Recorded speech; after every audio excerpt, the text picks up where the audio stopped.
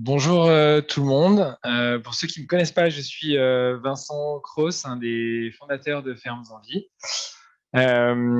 Si vous êtes là aujourd'hui, c'est que vous vous intéressez un petit peu à ce qu'on fait chez Fermes en Vie, et donc en particulier au financement de l'agroécologie. Et en fait, on a décidé d'organiser ce webinaire car on a rencontré Max récemment, qui fait partie des fondateurs du groupement forestier Cerver. Et on trouve que ce qu'ils font chez Cerver est relativement intéressant et se rapproche beaucoup de ce qu'on fait en termes d'état d'esprit chez Fermes en Vie, mais sur la forêt, euh, avec une volonté de production durable et responsable, mais également avec une application forte des citoyens dans le financement du foncier, mais pas que. Et donc voilà, donc je ne vais pas durer trop longtemps dans mon introduction, mais je vais laisser la parole à Max, qui va vous présenter un petit peu ce que fait Cerver et comment ils le font. Il a prévu une présentation de 30-40 minutes. Et puis, vous pourrez poser ensuite toutes vos questions. Euh, pour tout ce qui concerne les questions, idéalement, essayez de les écrire sur le chat je les relayerai à Max. Euh, que ce soit pendant ou après la présentation, j'essaierai plutôt de les poser à la fin, mais si je vois que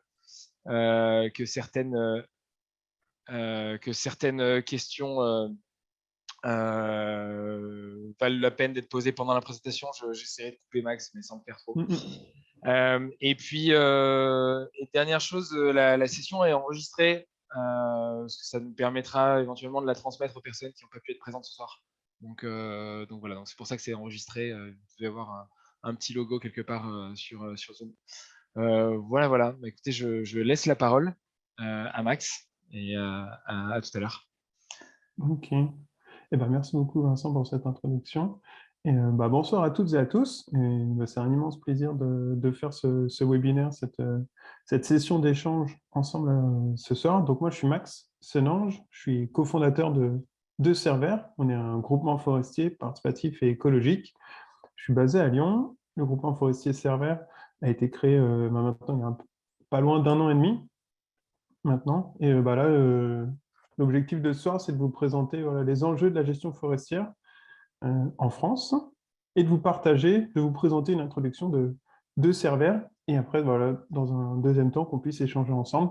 Aussi, n'hésitez pas à intervenir, à poser des questions. Et justement, on essaiera d'en prendre au fil de l'eau sur certains sujets quand elles s'y prêtent. Alors, pour commencer, attendez, hop. Un tout petit peu d'histoire. On est en fin de journée, je ne vais pas vous faire un cours d'histoire, mais c'est juste pour prendre de la hauteur par rapport aux enjeux de la gestion forestière en France. Et un premier message, c'était de vous partager pour vous dire que depuis des centaines d'années, et même plus que ça, l'homme en France, sur la zone métropolitaine, a toujours eu un impact sur la forêt française. Donc, c'est une gestion forestière depuis des centaines d'années. Ça a commencé avec l'époque gallo-romaine, en fait, où là, où le cadastre a été créé, et on a mis des premières défrichements, c'était pour faire tout ce qui était les routes romaines. Ensuite, vous voyez toute une phase, on va dire, durant la phase du Moyen-Âge, où la superficie boisée, donc qui était d'environ 40 millions d'hectares, diminue constamment avec on va dire, un rythme à peu près régulier, associé par manque de chiffres. Mais voilà, cette tendance, on arrive en 1600 à moins de 20 hectares. En fait, c'est qu'avec la croissance démographique, il y a un énorme défrichement forestier pour en fait laisser et pour avoir une plus grande étendue de parcelles justement agricoles. Il faut nourrir la population et donc on défriche, on réduit la surface forestière en France métropolitaine pour en fait donner à manger à toute la population en croissance. En 1600 jusqu'en 1800, en fait, ça s'accélère même début 1800, début du 19e siècle. En fait, ça s'accentue avec l'industrialisation, ça s'accentue avec l'accélération du rythme économique de la population, de l'économie nationale, avec tout ce qui va être utilisation industrielle, utilisation du charbon aussi, qui ne sera pas un charbon de terre, mais un charbon de bois, essentiellement des forêts de taillis, donc c'est des petits troncs. On va créer du charbon avec les forêts françaises. Il y a aussi tout ce qui est expansion économique, expansion la marine, Et donc là, le bois va être utilisé, et notamment des super belles chênaies vont être utilisées pour en faire des bateaux de commerce ou de marine, des bateaux de guerre. Et donc là, ça s'accélère de 1600 à 1800. Et en 1820, en fait, la forêt française était de moins de 10 millions d'hectares. Et aujourd'hui, alors là, il y a les chiffres jusqu'aux années 2000. Et en fait, aujourd'hui, on est plus proche même des... On n'est pas loin, on n'est pas si loin des 20 millions d'hectares, on a un peu plus de 17 millions. Et après, par rapport à ça aussi, rapidement sur ce qui a fait que la forêt française a repris en fait depuis 1820, en fait, c'est qu'il y a de la déprise agricole, c'est qu'il y a aussi des gains de compétitivité sur l'exploitation agricole, qui fait qu'on a moins besoin de surface agricole. Il y a aussi l'utilisation du charbon, en fait, qui va évoluer, l'utilisation industrielle. En fait, on va moins se chauffer au bois, et donc ce qui fait que la demande de bois va diminuer.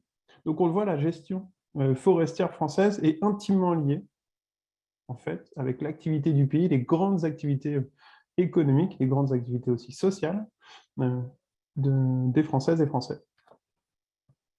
Un point aussi par rapport aux essences, où vous avez certainement parlé d'actu. Enfin, si le sujet de la forêt vous intéresse, ou vous avez déjà entendu voilà, des nouveautés, de l'information autour de ce sujet-là, là, c'est deux essences. À gauche, je viens de vous partager une photo du chêne qui est présent depuis des milliers d'années sur le territoire français. Et le Douglas qui a été introduit au XIXe siècle, en 1842.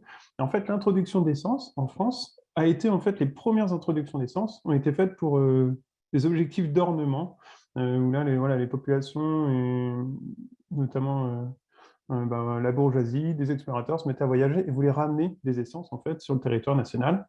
Et après, il y a eu aussi le fait que des essences complémentaires pouvaient venir reboiser euh, en France, reboiser notre massif forestier. Donc là, on le voit, il y a aussi une notion de prise de recul par rapport aux espèces endémiques comme le chêne ou des espèces qui ont pu être introduites et qui se sont bien adaptées. On va voir plus tard, le Douglas, c'est l'une des principales essences aujourd'hui en France, mais c'est une essence qui reste relativement jeune par rapport à l'histoire forestière en France.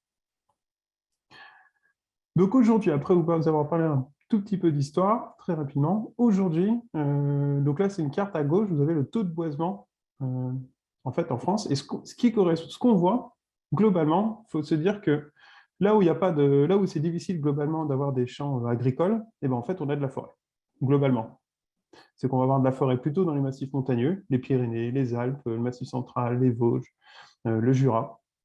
Et on a aussi par exemple la forêt des Landes que vous connaissez certainement, et qui là, en fait, est vraiment une intervention humaine, a été construite euh, par l'homme, et justement, par rapport au marais, par rapport au sol, l'objectif était de planter notamment des haies d'arbres pour limiter l'extension de la dune, mais aussi voilà, de pouvoir exploiter les marais qui avaient pu être utilisés pour tout ce qui va être activité pastorale, et ce qui a été progressivement fait évoluer pour devenir des champs d'arbres.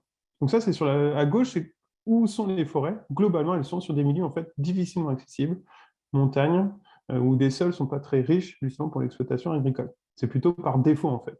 La forêt, c'est un peu la dernière utilisation des sols après l'urbanisme et après l'exploitation agricole. Et à droite, c'est aussi une répartition donc, de la diversité des peuplements en France. Donc là, ce que vous voyez en termes de carte, alors, c'est des petits points, il faut regarder plutôt par grande masse de couleurs. En jaune, c'est donc les forêts monospécifiques. En vert, les forêts à deux essences. En bleu et bleu foncé, les essences à 3 et plus. Donc, c'est une forêt avec plusieurs essences.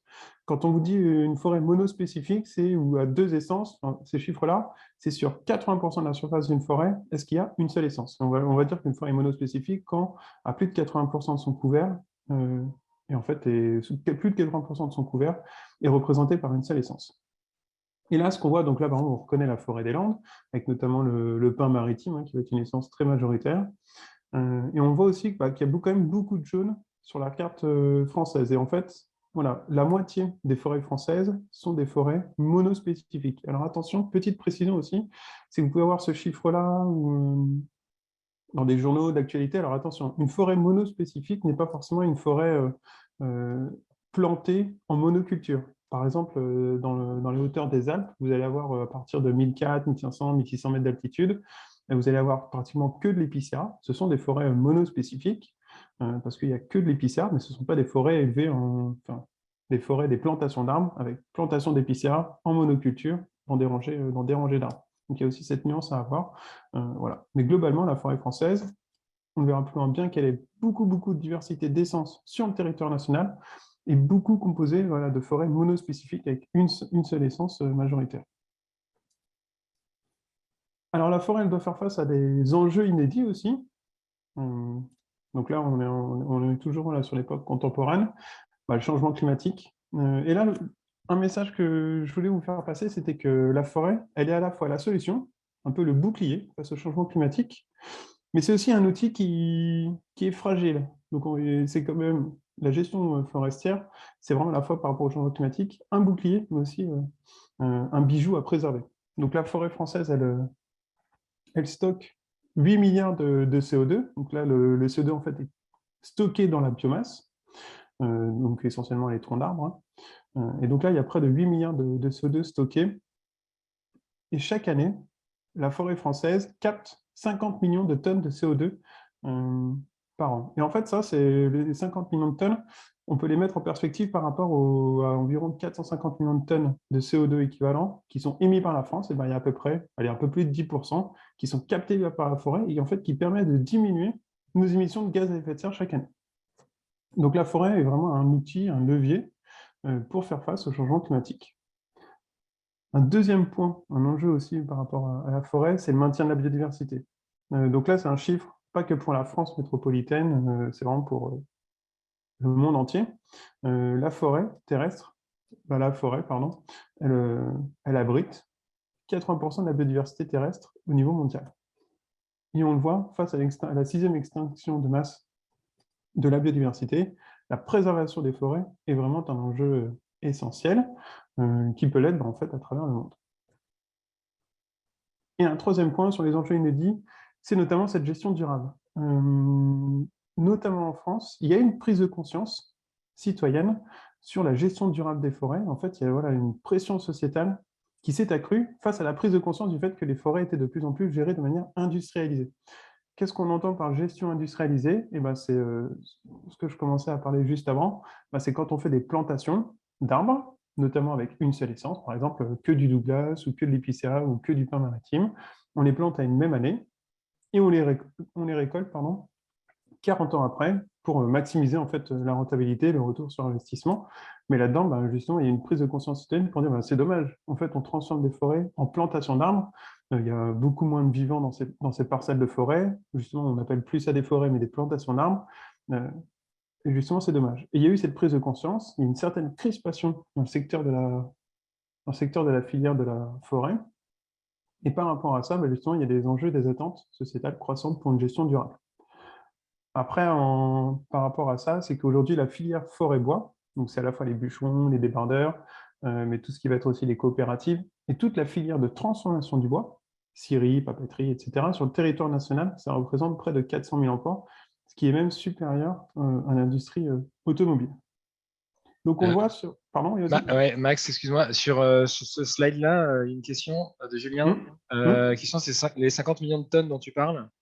Est-ce que c'est lié à l'augmentation de la taille des forêts en France ou pas? Oui, c'est exactement ça. Pardon. En fait, d'où viennent la captation supplémentaire? C'est quand une forêt grandit.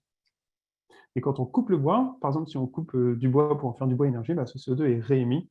Donc là, on sort du bilan comptable, on va dire comptable climat de la forêt. Mais voilà, quand une forêt, quand la biomasse pousse, s'étend, donc la forêt grandit, le volume de bois sur pied devient de plus en plus important. C'est comme ça que la forêt se met à capter de plus en plus de carbone avec du carbone, du CO2 absorbé.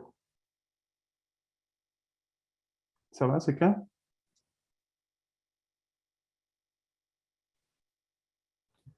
Voilà. Oui, très clair, merci. Ok.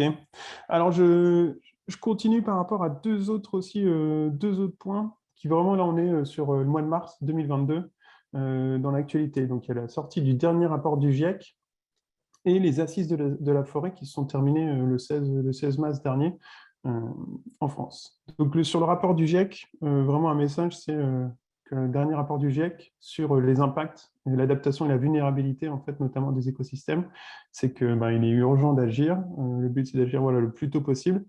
Il donne aussi quelques pistes, notamment sur la biodiversité, le vivant et les forêts. Il partage aussi C'est une mise en garde sur, par exemple, l'accroissement des feux de forêt partout dans le monde. On a entendu, enfin, on a vu aussi les feux de forêt aux États-Unis, on a vu les feux de forêt en Australie, on en a de plus en plus en Europe. Partout dans le monde, les feux de forêt, de par la fragilisation des écosystèmes, des forêts qui sont de plus en plus secs.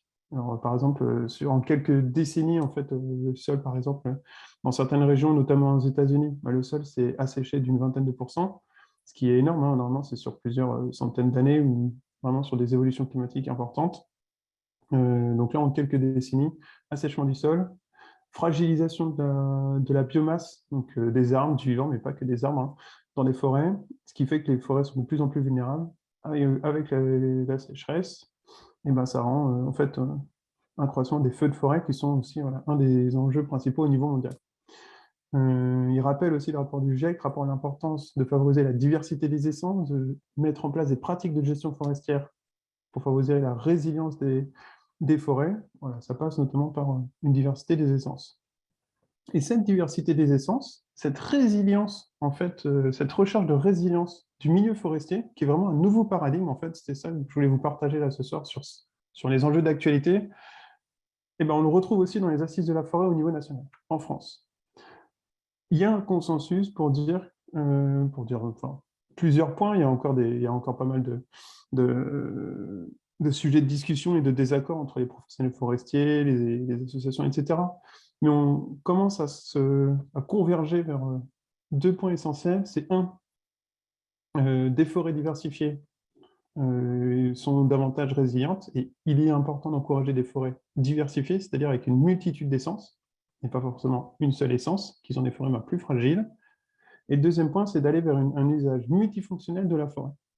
Et ça, c'est vraiment une des conclusions des assises de la forêt. Il y a un consensus pour dire que la forêt, ça ne sert pas que à produire du bois, mais on peut faire justement tout ce qui va être écotourisme, accueil de public, réserve de biodiversité et production du bois. Voilà. Pour revenir sur quelque chose sur la forêt française, donc elle est vraiment voilà, elle est à la base d'une chaîne de valeur écologique, économique et sociale importante. Il y a 17 millions d'hectares aujourd'hui en France. C'est à peu près pas loin d'un tiers du territoire de la France métropolitaine. On est la quatrième forêt d'Europe en surface. Et on a à peu près 138 essences, enfin non pas à peu près, pardon, ça c'est bien inventorié pour le coup, c'est exact, 138 essences d'arbres différentes, dont le chêne, le hêtre, le sapin et le pin, qui sont les principales essences.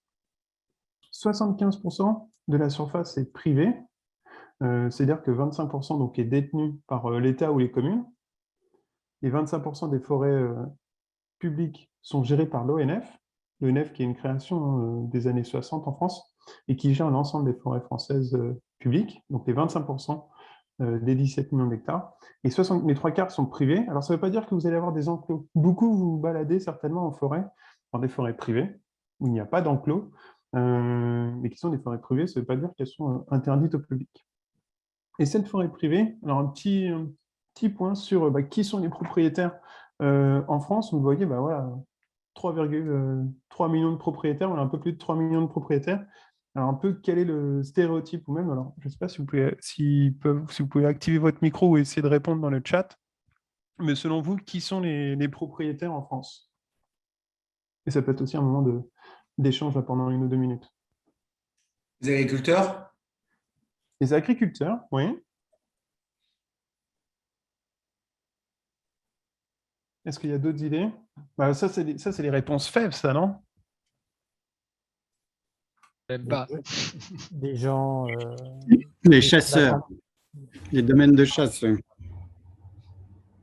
Les domaines de chasse. Les gens de la campagne qui en ont hérité. Oui. Qui d'autre? Les réserves naturelles?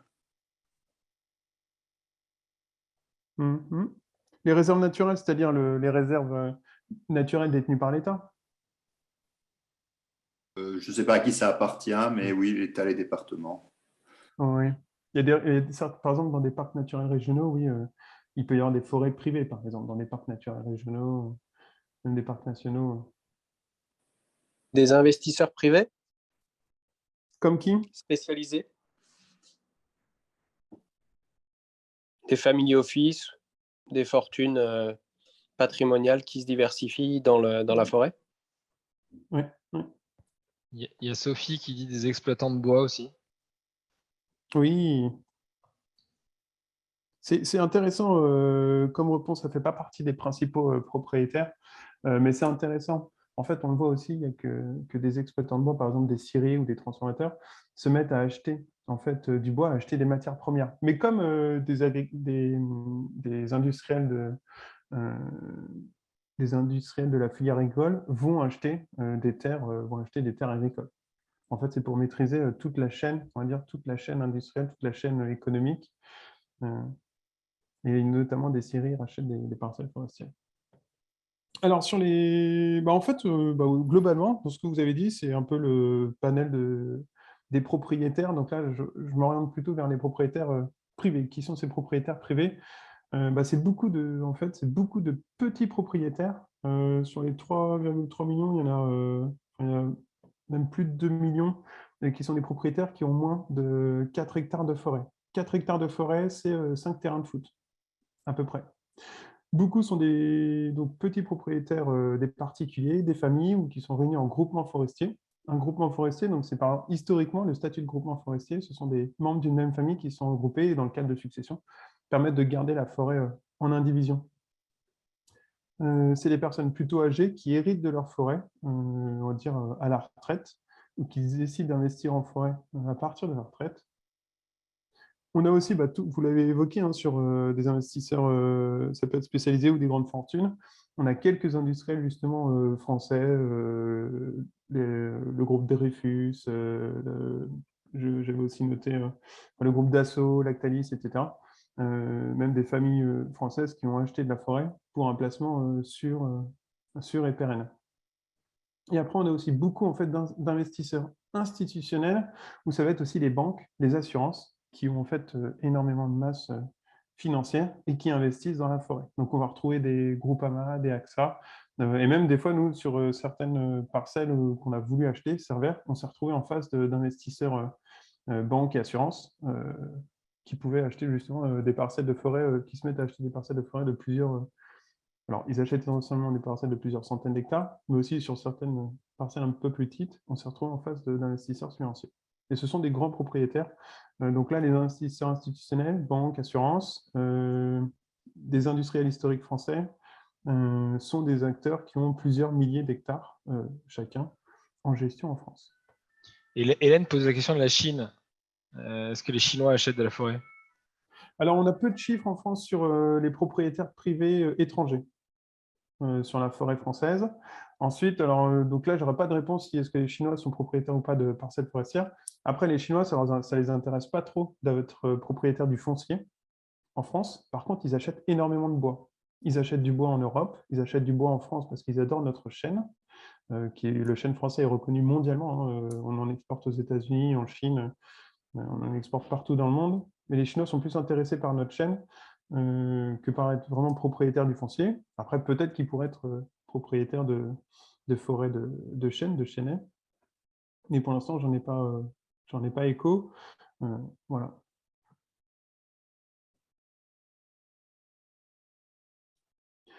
Alors justement, un point sur les propriétaires français. On l'a vu, plusieurs millions de propriétaires des forêts privées. Et en fait, qu'est-ce que ça donne concrètement sur le terrain? Donc là, c'est une vue de haut. Donc là, on est dans leur mince, on est dans le Lot. Alors, j'ai oublié le nom de la ville. Désolé. On est dans le Lot et je ne sais pas si vous voyez très bien. Donc, alors, pour regarder une carte, d'abord, on commence par... on est au sud de Brive. Vous voyez, on est au sud-est de Brive. Et vous voyez sur la carte, en fait, ce qui est hyper important, c'est l'échelle. Et là, on le voit sur 200 mètres. Ce que ça peut représenter. Là, en fait, vous avez une distinction. Donc là, typiquement, vous avez une distinction. On voit un morcellement très rectiligne. Donc ça, souvent, ce sont des successions familiales où on s'est partagé la parcelle de forêt du grand-père ou des parents entre frères et sœurs, et ça se redivise entre cousins, etc. Et pour faire simple, voilà comment ça peut se diviser. On a des parcelles de forêt... Excusez-moi. Oui. Et est-ce que ce qu'on voit, ce ne sont pas plutôt des divisions liées à des biens sectionnaux? Alors si, il y a de ça. En fait, sur cette image-là, c'est qu'on voit un peu de tout, mais ça peut être exactement ça aussi.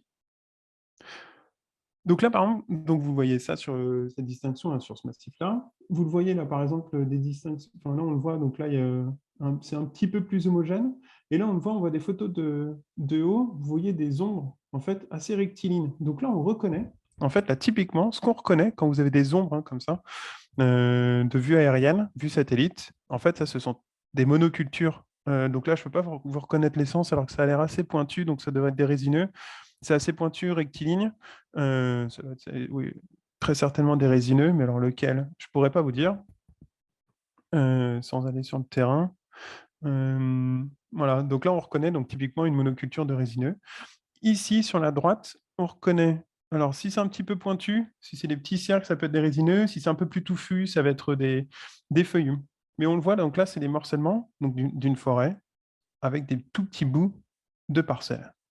Et là, vous dire, bah, en fait, comment on va faire la gestion? Comment faire la gestion forestière quand on a des petits bouts de forêt? Alors, quand ce sont des cousins, des frères et sœurs qui sont ensemble, qui sont au sein d'un même groupement forestier, on peut regrouper plusieurs parcelles, tant mieux. Mais quand on voit que dans certaines forêts, pour mettre en place une gestion sylvicole à l'échelle du massif, eh ben, en fait, c'est beaucoup plus compliqué.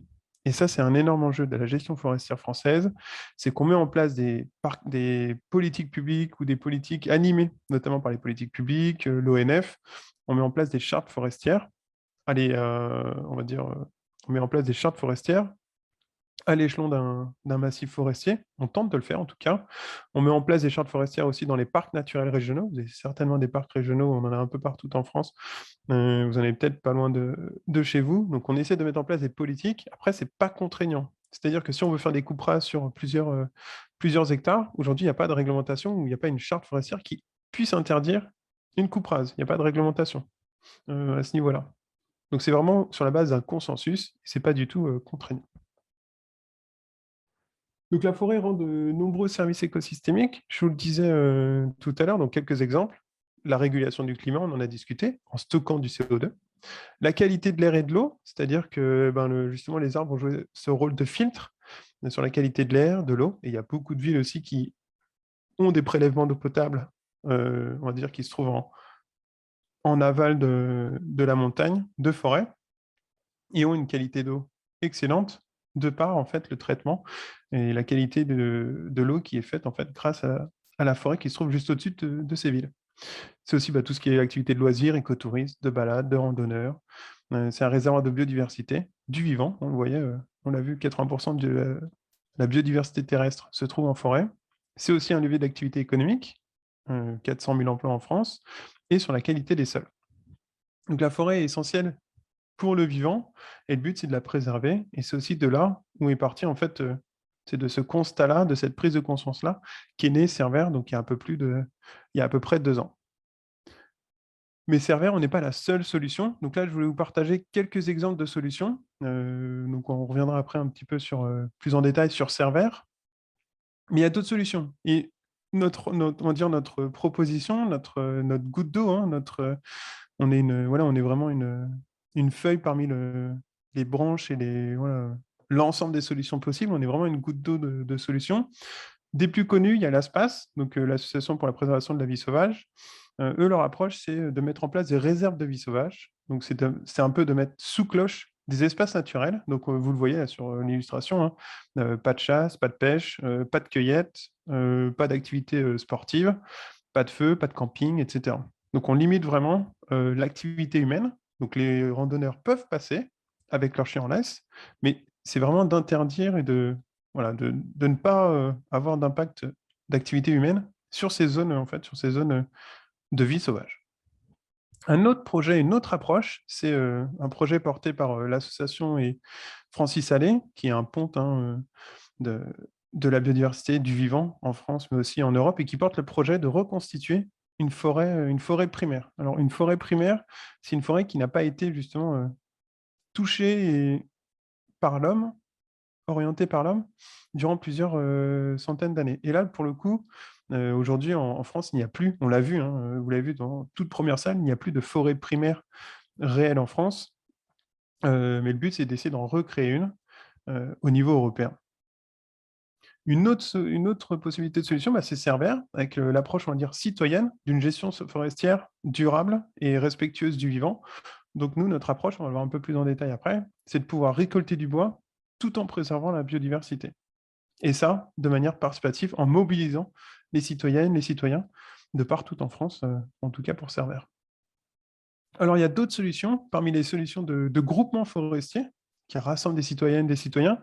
Il y a des groupements forestiers qui vont être nés, qui vont se mobiliser sur l'opposition au coupe rase. On a discuté sur une opposition à l'industrialisation de l'exploitation forestière. Donc là, par exemple, ce sont des groupements forestiers, notamment dans le Morvan, qui a connu une transformation importante de son écosystème. On a transformé beaucoup de forêts en plantations d'arbres. Et là, il y a vraiment une mobilisation citoyenne, locale, dans le Morvan, qui s'est mobilisée contre les coupes rases. Et donc là, ils se réunissent pour acheter des forêts pour empêcher l'endiguement des coupes rases et des forêts industrialisées, l'endiguement des plantations d'arbres.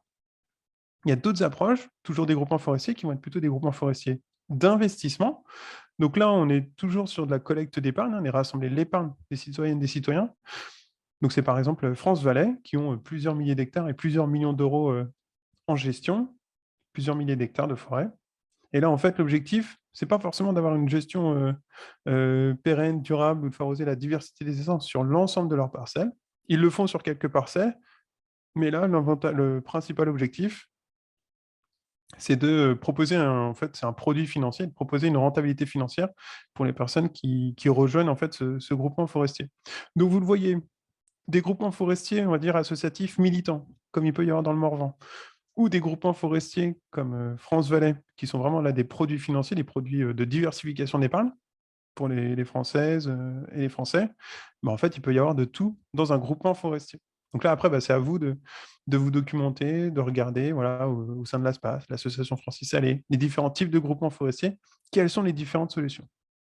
Et il y a vraiment un beau paquet de solutions, une diversité de solutions importantes.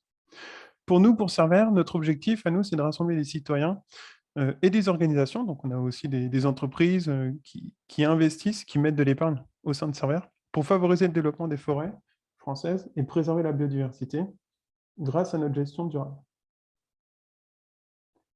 Aujourd'hui, Cerver, on est 130 associés. Donc, vous voyez, on est, alors pour notre histoire, pour un tout petit peu, donc là, l'histoire, on va dire, histoire de 2 ans. On a été, donc, moi, je viens de Lyon, j'ai commencé à parler du projet autour de moi. On est né en fait en région Auvergne-Rhône-Alpes, et c'est là où, comme vous le voyez sur la photo de droite, où on a commencé à acheter des forêts. Donc, on a commencé à grandir, et maintenant, le but, en 2022, c'est de commencer à se développer partout en France. Le siège est à Paris, mais l'essentiel, vous voyez, l'essentiel de nos associés sont en Auvergne-Rhône-Alpes. On a de plus en plus de demandes en fait, d'associés qui nous disent « Ah, moi, je suis dans telle région, est-ce qu'on peut venir acheter une forêt pas loin de chez moi, etc. » Donc ça, c'est aussi passionnant quand des associés justement prennent le sujet sont motivés justement pour développer Cerver proche de chez eux. Et on a 60 hectares de forêt, donc c'est tout petit par rapport aux 17 millions d'hectares de forêt en France. On a une forêt dans les Bauges, en Savoie, on a une forêt en Ardèche, dans le nord de l'Ardèche, à Vaucance. On a une forêt en cours d'acquisition dans le livre de Forez, dans le Puy-de-Dôme, donc c'est entre Lyon et Clermont-Ferrand. On a une autre forêt, c'est tout récent, en cours d'acquisition, une deuxième forêt en Ardèche. Et on va bientôt, le but c'est que d'ici la fin de l'année, on atteigne les 100 hectares de forêt. En termes de forêt, on a un peu de tout. On a 2 forêts qui sont essentiellement des hêtraies sapinières. Donc, une hêtraie sapinière, c'est une forêt à base de hêtres et de sapins, comme son nom l'indique, essentiellement. Donc, c'est plutôt des forêts de montagne. En région Rhône-Alpes, Auvergne-Rhône-Alpes, pardon, on est plutôt sur des forêts de montagne, des hêtraies sapinières, où les principales essences vont être le hêtre, le sapin, le pin sylvestre. On a aussi un petit peu de douglas. On a du châtaignier à Vaucance. Voilà. On peut avoir aussi on a d'autres essences comme de l'épicéa. Est-ce que vous voulez, est-ce qu'il y a des questions jusqu'à maintenant? Ou ça va?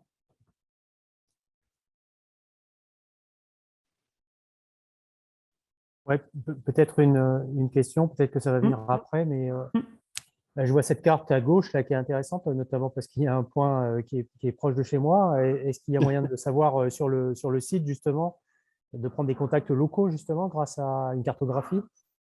Alors, la cartographie, on prend pas, en fait, on ne transfère pas, ça c'est aussi pour les questions de RGPD, mais aussi d'éthique, c'est qu'on ne transfère pas les coordonnées comme ça. On demande à nos associés locaux s'ils peuvent être mis en contact avec des personnes intéressées. Ça, on le fait beaucoup. Et il suffit d'aller sur notre site internet et nous dire « Ah, bah, j'ai vu qu'il y avait des associés, je suis de telle région, j'ai vu qu'il y a des associés pas loin, est-ce que je peux rentrer en contact avec eux ?» Et en fait, nous, après, on leur demande. Et c'est aussi comme ça que des projets locaux se portent. Par exemple, là, vous voyez une 7 personnes en Bourgogne-Franche-Comté. Les 7 personnes, bah, elles essayent de tisser des liens avec d'autres associations, avec d'autres associés pour nous rejoindre. Et ils sont en train d'essayer de monter une branche en Bourgogne-Franche-Comté pour acquérir une parcelle de forêt dans cette année en 2022 ou 2023, par exemple. Donc là, pour l'instant, on n'a qu'un associé, mais on sait qu'on en aura une dizaine dans quelques semaines, dans quelques mois. Une question de Xavier sur le prix moyen de l'hectare de la forêt. C'est une très bonne question. Non, je cherchais une photo d'illustration. Le prix à l'hectare d'une forêt, en fait, ça ressemble beaucoup, comme dans l'immobilier. Ça ressemble beaucoup au marché de l'immobilier, d'habitation, de logement. Une parcelle de forêt à l'hectare, ça peut valoir entre 1 000 et 20 000 euros. Donc, ce n'est pas du simple au double, hein, c'est du simple au 20tuple. 1 000 euros l'hectare, en fait, ça va être une forêt qui va avoir un bois, un peuplement de mauvaise qualité humaine, hein, j'entends à des fins d'utilisation humaine, avec un peuplement de faible qualité et un sol difficilement accessible et un sol pas très intéressant, pas très profond. Donc là, typiquement, une forêt de montagne difficilement accessible avec un peuplement essentiellement du petit bois, ce serait une forêt où il n'y a pas de piste forestière pour aller l'exploiter, ce serait une forêt à 1 000 euros l'hectare. En revanche, une forêt, une monoculture de Douglas, typiquement, prêt à être récoltée, donc on va dire des Douglas à 30-40 ans, qui font environ 40 cm de diamètre, qui se trouvent à proximité d'une ville, ou en tout cas qui se trouvent sur une piste forestière accessible, et ben on va être entre 15 et 20 000 euros. Typiquement, les monocultures de Douglas dans le Beaujolais, on est sur des prix de parcelles entre 15 et 20 000 euros l'hectare. Et entre ça, entre les 1 000 et les 20 000 euros, le prix moyen, c'est plutôt entre, on va dire, 4 000 euros, 3 500, 4 000 euros, le prix moyen. Et là, ça va être des forêts plutôt diversifiées, des forêts où l'accessibilité n'est pas excellente, mais il peut y avoir de la gestion, c'est-à-dire qu'on peut faire venir un grumier, on peut faire venir un porteur pour venir ramasser les grumes à la lisière de la forêt, des troncs, des grumes qui sont à récolter, qui ont été coupés. Et une autre question de Gauthier, est-ce que vous envisagez d'acheter des parcelles qui viennent de faire l'objet d'une coupe rase, qui seraient donc peut-être moins chères pour les préserver dans le futur? Oui. Eh ben, c'est justement sur la détermination d'un prix, hein, donc le prix des parcelles, donc c'est entre 1 000 et 20 000 euros, prix moyen, on va dire 3 500 euros. Mais comment est défini ce prix? C'est 2 critères. 1, le sol, la qualité des sols, et 2, le peuplement. La qualité du peuplement, la densité, le volume de bois et la qualité de ce bois-là. Et quand on enlève tout le peuplement, eh ben, en fait, il reste que le sol. Et donc, oui, essentiellement, les forêts qui ont été rasées ne sont pas chères du tout. En revanche, dans le code forestier, il y a l'obligation, après coupe rase, de replanter après coupe rase. Donc, les propriétaires forestiers qui ont réalisé une coupe rase sont obligés de replanter.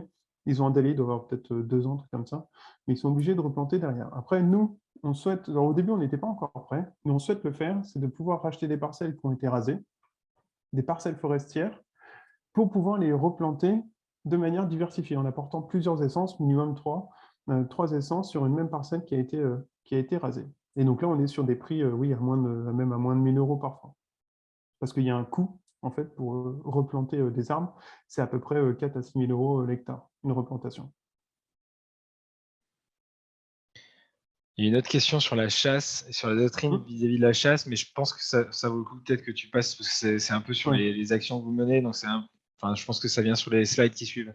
Oui, je ne réponds pas précisément sur la chasse, mais vous allez le voir, ça va être sous-entendu, vous allez pouvoir le comprendre. Donc, sur notre approche, chez Server, donc, on a vraiment 2 piliers, hein, c'est le participatif et la biodiversité. Donc, on est un projet humain avec le challenge de la préservation du vivant qui nous anime vraiment dans toutes nos initiatives.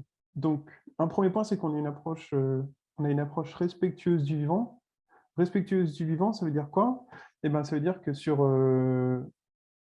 par exemple, une exploitation, quand on va récolter du bois, on va essayer de minimiser notre impact au sol. Donc, par exemple, quand vous avez une monoculture et que vous la mettez en coupe rase, eh ben, votre tracteur, votre pelleteuse, votre scieur, votre machine va venir passer sur tout le terrain. Et ça va en fait défoncer les sols, ça va vraiment les abîmer, et ça va les abîmer pour même plusieurs décennies. Et donc, le but, c'est que quand on récolte du bois, on minimise notre impact au sol, on va tracer des pistes de débardage, pardon. Et en fait, notre skidder, donc c'est un tracteur qui va venir, qui va venir sortir les grumes, et on les fait passer que sur un seul chemin. Et comme ça minimise l'impact au sol. Respectueuse du vivant, ça veut dire aussi que dans nos forêts, on va essayer de faire en sorte que ça reste justement des forêts, que ça ne soit pas transformé en monoculture ou en plantation d'arbres, c'est qu'on va favoriser la diversité des essences. Et en fait, ce n'est pas une simple action, on va dire, de diversifier les essences. C'est que par rapport à une essence d'arbre, vous avez tout un écosystème autour. Vous avez des types de champignons qui s'adaptent plus à un type d'essence. Vous avez, en fonction aussi en fonction des saisons, les arbres ne vont pas réagir de la même manière. Des résineux, des feuillus ne vont pas perdre leurs feuilles justement ou leurs épines en même quantité. L'impact sur les sols va être différent. Et en fait, c'est tout ça qui va être connecté les uns aux autres. C'est qu'il y a une gestion respectueuse du vivant, c'est-à-dire favoriser la diversité des essences, mais aussi tout l'écosystème qui va autour et minimiser notre impact au sol. La sylviculture raisonnée, donc là, c'est dans notre approche quand on va récolter du bois ou quand on va faire des choix de gestion. En fait, notre principal critère, c'est de faire des choix de gestion pour la forêt. On ne va pas venir récolter un arbre en fait, pour une scierie ou pour une demande d'une scierie ou un cahier des charges. On va vraiment faire un choix sylvicole. On va décider de sortir un arbre pour laisser plus de lumière à d'autres arbres qu'on souhaite continuer à faire grandir. On va couper un arbre pour d'autres arbres. On va couper un arbre parce qu'il peut gêner son voisin, il va gêner de la régénération naturelle, il pourrait être arrivé à maturité. Et si on peut justement en plus pouvoir le récolter pour en faire du bois d'œuvre, c'est un double avantage. Mais c'est vraiment dans cette posture-là de récolter du bois pour la forêt. Et sylviculture raisonnée aussi, c'est cette posture d'humilité, c'est qu'en fait, on ne va pas avoir une seule et même réponse dans toutes nos parcelles forestières. Donc vraiment, même quand on fait nos choix, quand on décide de marquer des arbres, ça c'est assez illustratif, c'est qu'on va marquer des arbres par îlot. C'est qu'on va prendre par exemple 10 mètres sur 10 mètres, on va regarder pour 7 îlots, quels sont les 2-3 arbres à couper. On peut en avoir une dizaine, même plus, une quinzaine de tiges. On va dire quels sont les 2-3 arbres à couper si on veut en couper. Est-ce qu'il y a besoin d'en couper? Et on va fonctionner par îlot. Voilà. Autre approche... Et toujours dans cette même veine, est-ce que vous laissez du bois mort? Oui, pardon. Dans respectueuse du vivant, alors j'ai oublié de le dire, c'est hyper important, c'est de laisser du bois mort. C'est de laisser du bois mort sur pied et de laisser du bois mort au sol. Parce que justement, un bois mort, c'est vraiment l'opposé. Un bois mort, c'est vraiment l'opposé au manque de vie. C'est vraiment un bois mort, c'est rempli de vie, de champignons, d'insectes. Il va venir aussi, même un bois mort va venir se décomposer progressivement et régénérer le sol. Et c'est hyper important. Et donc, nous, dans notre pratique, dans notre charte, on laisse tout bois mort, alors jusqu'à une certaine quantité, parce qu'avoir trop de bois mort sur une parcelle, ça peut aussi illustrer le fait qu'elle soit en mauvaise santé. Mais globalement, tous nos bois morts sur pied et au sol, c'est jusqu'à 10-15% de nos tiges, on laisse le bois mort sur nos parcelles. Jusqu'à 10-15%, il n'y a pas de souci. Si vous avez 50% ou 70% de votre parcelle, de vos tiges, de vos arbres qui sont morts, c'est qu'il y a un souci sur la parcelle. Donc, il y a certainement un acte sylvicole à mener ou un choix qui est de dire on laisse la forêt se dépérir, mais elle va se régénérer par elle-même d'ici quelques décennies. Mais il y a des choix à faire. Ancré sur le territoire, donc Servère, vous l'avez vu, on a des associés un peu partout en France. Et en fait, le principal point, c'est qu'on crée des branches locales où des associés qui veulent rejoindre Servère et même porter le groupement peuvent en fait porter Servère et nous aider à acheter des forêts, tisser des liens avec des associations, tisser des liens avec des professionnels forestiers. Et c'est comme ça en fait qu'on se développe. C'est vraiment grâce à nos branches locales. Et participatif, c'est-à-dire que les associés, en plus de mettre de l'épargne, en fait, ils peuvent ils peuvent participer au choix de gestion. Quand on va acheter une forêt, là typiquement on va visiter une forêt dans le Vercors, dans le 38, en Isère, on va visiter une forêt dans le Vercors, et là il y a 6 associés proches qui habitent pas loin de cette région, qui vont aller visiter la parcelle. Il y en a 2 qui sont des professionnels experts forestiers, et il y en a 4 autres qui sont des totales débutants, mais qui vont venir participer au choix de gestion pour savoir est-ce qu'on achète ou pas cette parcelle.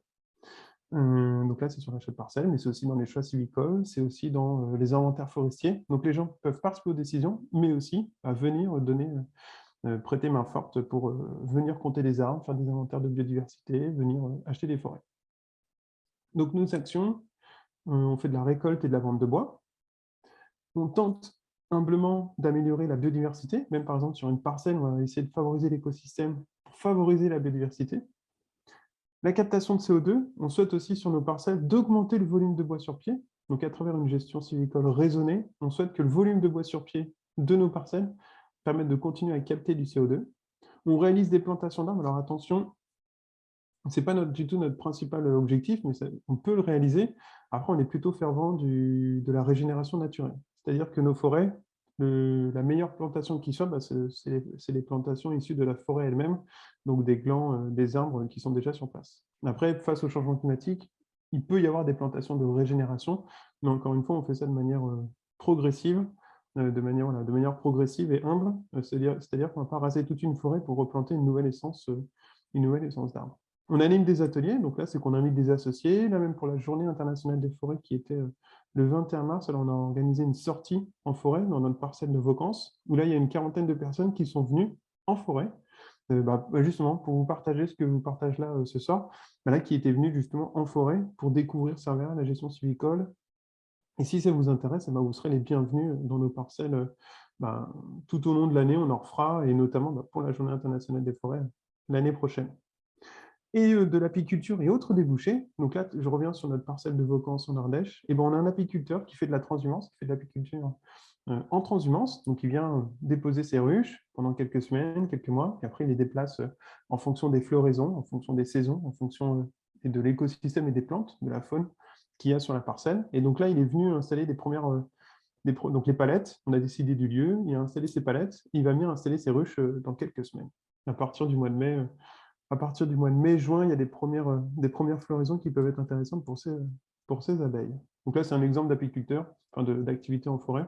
Il peut y en avoir d'autres. On a des demandes, par exemple, pour un club de scouts, une association de scouts pour qu'ils viennent faire des travaux dans nos forêts. On en a d'autres qui aimeraient faire de l'écotourisme dans nos forêts. Voilà, c'est d'autres activités et débouchés en lien avec la forêt. Est-ce que vous monétisez des crédits carbone sur... Non, pas encore. Alors, il y a certains... En fait, ça, c'est un point qui a été aussi notamment relevé dans les assises de la forêt. Les crédits carbone par rapport à ça, en fait, c'est que le dispositif est assez jeune et il y a vraiment un effet d'aubaine, pas mal d'acteurs opportunistes. Et les critères pour profiter des crédits carbone sur des plantations d'arbres, etc., en fait, elles ne sont pas suivies. Quand on fait des plantations, très bien, on obtient les crédits carbone, on obtient des subventions, etc. Ou même, on nous paye le capacité de stockage de CO2. Sauf qu'une plantation d'arbres, ça suit, ça se définit dans le temps, il y a des taux de perte, etc. Il y a beaucoup d'acteurs aujourd'hui sur le marché qui profitent de cet effet d'aubaine. Après, c'est aussi sur des projets particuliers où il faut, c'est beaucoup d'hectares, c'est quelques hectares de plantation d'arbres. Après, il y en a d'autres aussi, d'autres sujets, d'autres projets, mais pour l'instant, on n'y a pas encore fait. On aimerait que le dispositif mature un peu, notamment dans ses critères, dans sa construction. Après, nous, ça ne nous empêche pas d'aller plus loin. Après, aujourd'hui aussi, dans notre modèle économique, on n'a pas besoin de ce modèle, on va dire, de ces sources de revenus-là. Mais c'est une question et on pourra peut-être en faire plus tard. Et alors justement, tu parles de modèle économique. Alors, il y a une question sur le pourcentage de réinvestissement sur les ventes de bois. Mais moi, j'ai une question un peu plus large qui dépasse un peu la question. Qu'en est-il de la rentabilité pour les investisseurs attendus parce que j'imagine que si on compare, tu parlais de France Vallée tout à l'heure, si on compare à ça, ce que vous faites, ça demande, moi, mon point de vue extérieur, c'est que ça demande un peu plus de travail, ça a l'air un petit peu plus compliqué, donc j'imagine que la rentabilité, elle doit être légèrement dégradée du point de vue économique. Est-ce que tu peux dire 2-3 mots là-dessus? Oui. Alors, globalement, pour faire simple, les fonds qu'on collecte sont dédiés à l'acquisition foncière. C'est-à-dire que les associés qui nous rejoignent placent de leur épargne et avec cette épargne, on va aller acheter du foncier. On a plusieurs centaines de milliers d'euros aujourd'hui au capital social, pas loin de 500 000 euros au capital social. Et donc, avec ces 500 000 euros, on achète des parcelles forestières. Et en fait, toute la gestion, le temps passé, etc., est financée par la récolte de bois. Après, on ne fait pas des récoltes de bois chaque année sur une parcelle. On fait des récoltes de bois donc tous les 8-10 ans par parcelle environ. Et là, pour commencer, en fait, on n'a pas de revenus chaque année. Par rapport à ça, En fait, le but, c'est qu'à moyen et long terme, on ait suffisamment de surface forestière pour avoir des revenus plus réguliers. Et ça, c'est aussi permis par une gestion sylvicole raisonnée. Et ben, en fait, on a des revenus tous les 8-10 ans au lieu d'avoir des revenus tous les 40 ans quand on fait une coupe rase. Ensuite, par rapport à ce modèle économique, au sein de Cervère, en plus du groupement forestier, et on le voit là, vous voyez, hein, il y a tout le côté participatif, il y a tout le côté préservation de la biodiversité, on va plus loin qu'un autre groupement forestier, par exemple comme France Valais, ou qui va pouvoir s'engager, en fait, même eux s'engagent sur des objectifs de rentabilité. Et ils proposent à leurs investisseurs 1-2% par an de rentabilité. Alors nous, par rapport à ça, on ne s'engage pas sur des objectifs de rentabilité. Par contre, le groupement forestier, on vise une pérennité économique. C'est-à-dire que, notamment sur les activités tout ce qui est autour du participatif ou les enjeux autour de la biodiversité, on est en train de créer une association et peut-être une fondation. Ça, c'est à voir, mais en tout cas, on va créer une association dans les prochaines semaines, les prochains mois, pour favoriser toute cette activité participative. Et en fait, en plus, quand on est une association, on peut aller chercher des subventions, par exemple, sur de l'animation, sur de la sensibilisation. On peut aller chercher aussi d'autres aides complémentaires, des subventions pour préserver, pour mettre en place des actions de biodiversité, de préservation du vivant, qu'on ne peut pas faire quand on est un groupement forestier. Quand on est un groupement forestier, on fait partie du statut des sociétés civiles. Et on n'a pas le droit à des subventions, on n'a pas le droit de recevoir des dons, des legs. On a des acteurs, des propriétaires qui nous contactent pour dire moi, je n'ai pas envie de vendre votre forêt, je n'ai pas de descendants, mais j'aimerais vous la transmettre parce que je sais qu'elle sera gérée durablement. Et en tant que groupement forestier, on est assez contraint par le manque on ne peut pas recevoir de dons, on ne peut pas avoir de subventions.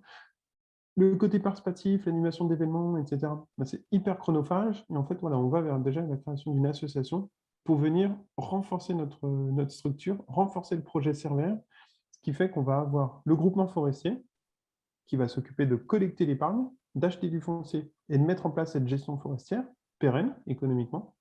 Et de l'autre côté, on va avoir l'association Cervère qui va venir en fait être la cheville ouvrière de Cervère, encourager le bénévolat, pouvoir aller chercher des sources de revenus complémentaires, des sources de financement complémentaires. Ce ne sont pas forcément des sources, il pourrait y avoir des sources de revenus, mais des sources de financement, notamment par les subventions, mais aussi par les adhésions, les dons de particuliers et aussi d'organisations, d'autres associations et d'entreprises.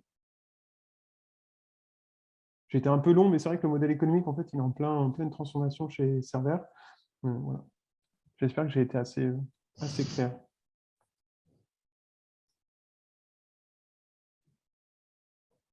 Est-ce qu'il y a d'autres questions?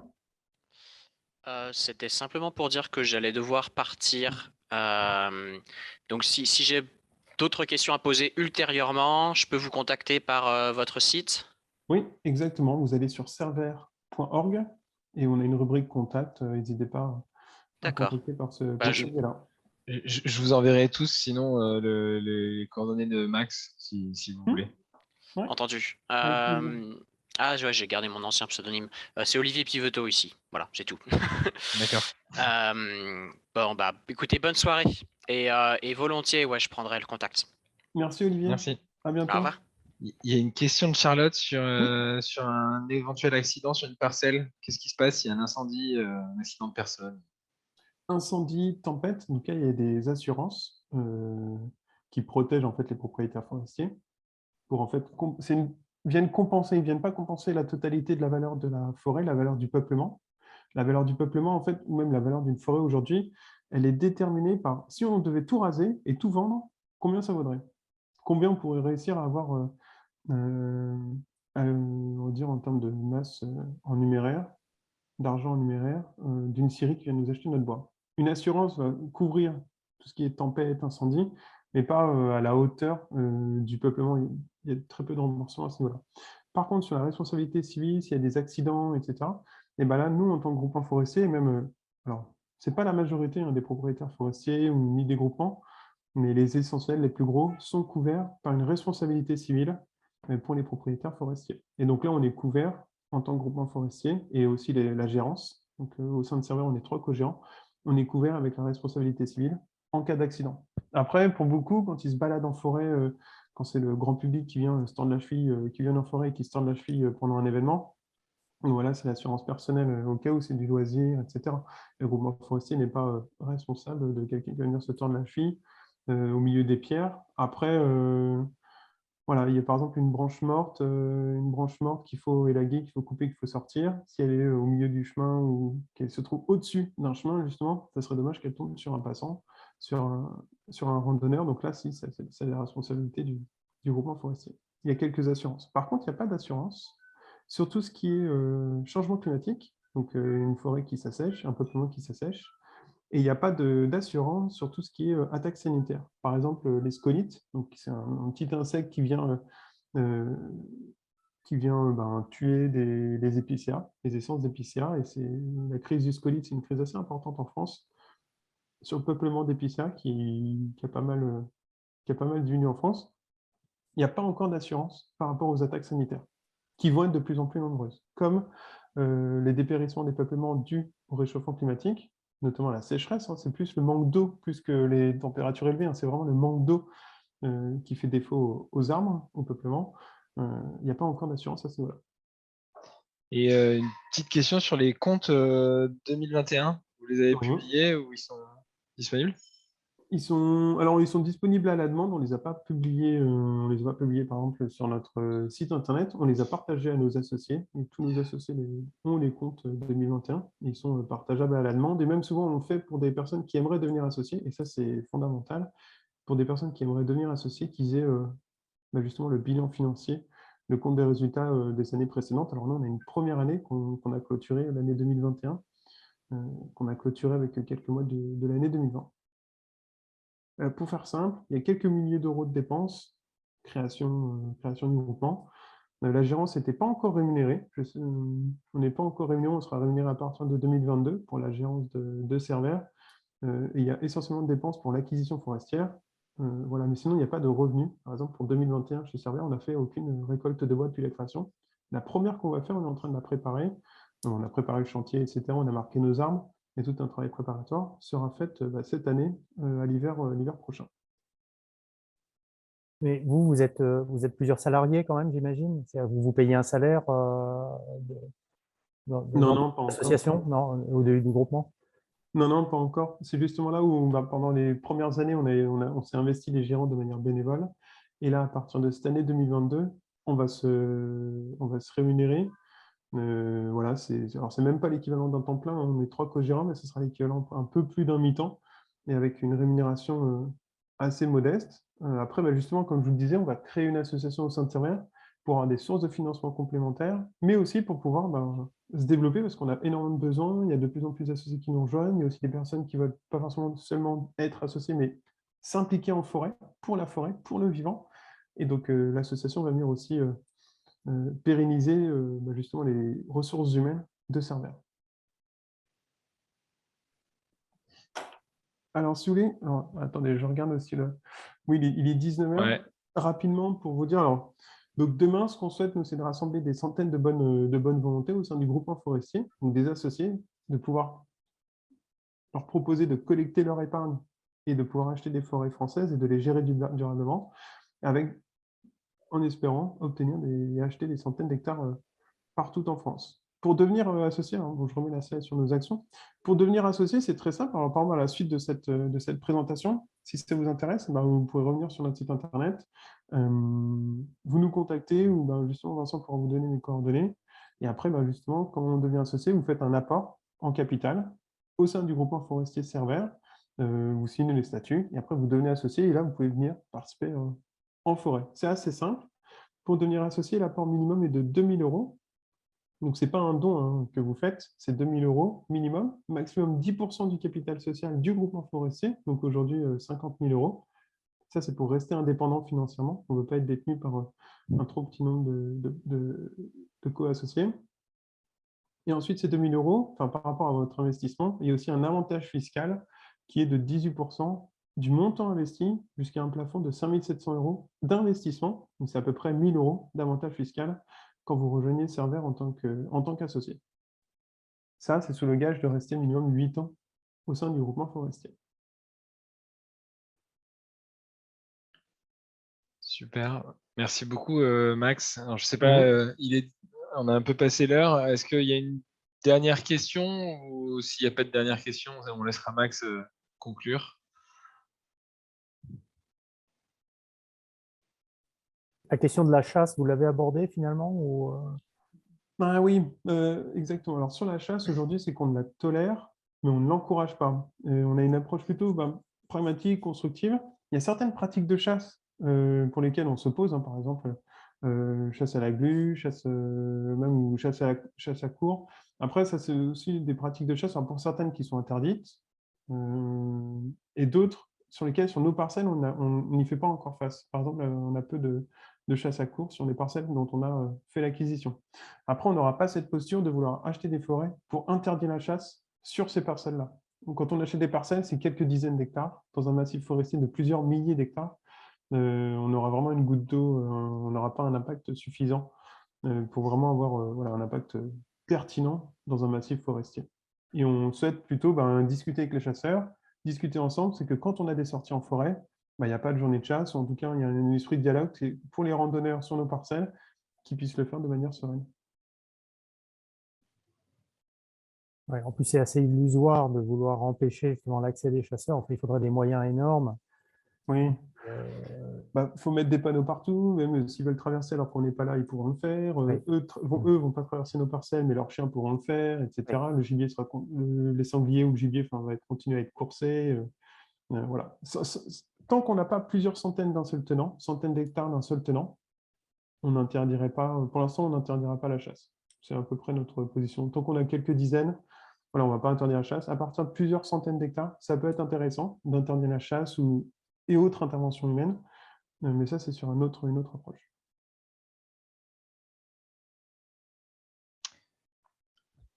Ok. Écoutez, merci beaucoup, Max. C'était super intéressant et les commentaires sont plutôt positifs, donc les gens ont l'air contents. Donc, super. Bon, chouette. Ouais. Et merci à vous pour vos questions, pour votre curiosité. Et j'espère que voilà, vous en avez un petit peu appris. Alors, c'est hyper rapide, hein, que vous en avez quand même un petit peu appris sur la gestion forestière, sur la propriété forestière, sur les enjeux de la forêt aujourd'hui, et notamment avec un focus sur les enjeux forestiers en France. Et puis après, au plaisir d'échanger ensemble, de se rencontrer en forêt, et sous les plus de détails pour devenir associé, ou quand on aura créé l'association, faire partie de l'association. Et là, donc Vincent, tu vas leur passer mes coordonnées, mais en tout cas avec plaisir pour continuer à échanger ensemble. Ouais, super. Merci beaucoup et bonne soirée à tout le monde. Merci beaucoup.